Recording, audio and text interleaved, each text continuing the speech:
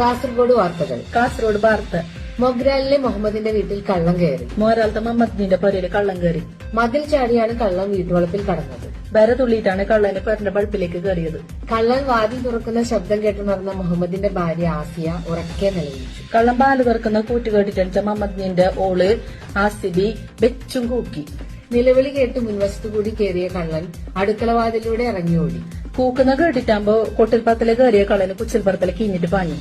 ഓടുന്ന സമയത്ത് അടുക്കളപ്പുറത്തുണ്ടായിരുന്ന ചളിയും പായലും ചവിട്ടി കള്ളൻ വഴുതി. പായുമ്പോ കുച്ചിൽപ്പുറത്തിലെ കുറെ ചീച്ചലും പാമ്പാഞ്ചും പിടിച്ചിട്ടുണ്ടായിരുന്നു. ആടെ ചവിട്ടിയിട്ട് കള്ളന് ചാറിയിട്ട് പോണു. അനക്കം കെട്ടെത്തിയ അയൽക്കാർ കള്ളനെ പിടിച്ച് പോലീസിൽ ഏൽപ്പിച്ചു. അജനെ കേട്ടിട്ട് വന്ന നരക്കാര് കള്ളനെ പിടിച്ചിട്ട് പോലീസിന് കൊടുത്തു. ഇനി ജീവനുണ്ടെങ്കിൽ മോഷണം ചെയ്യില്ലെന്ന് കള്ളൻ സ്റ്റേഷനിൽ വെച്ച് സത്യം ചെയ്തു. ഇനി ചേച്ചിട്ടുണ്ടെങ്കിൽ കക്കാൻ പോവാലെന്ന് കള്ളൻ സത്യം പിടിച്ചിട്ട് ചെല്ലി.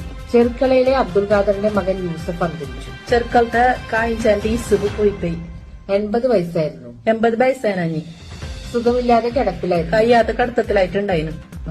വാർത്ത കഴിഞ്ഞു.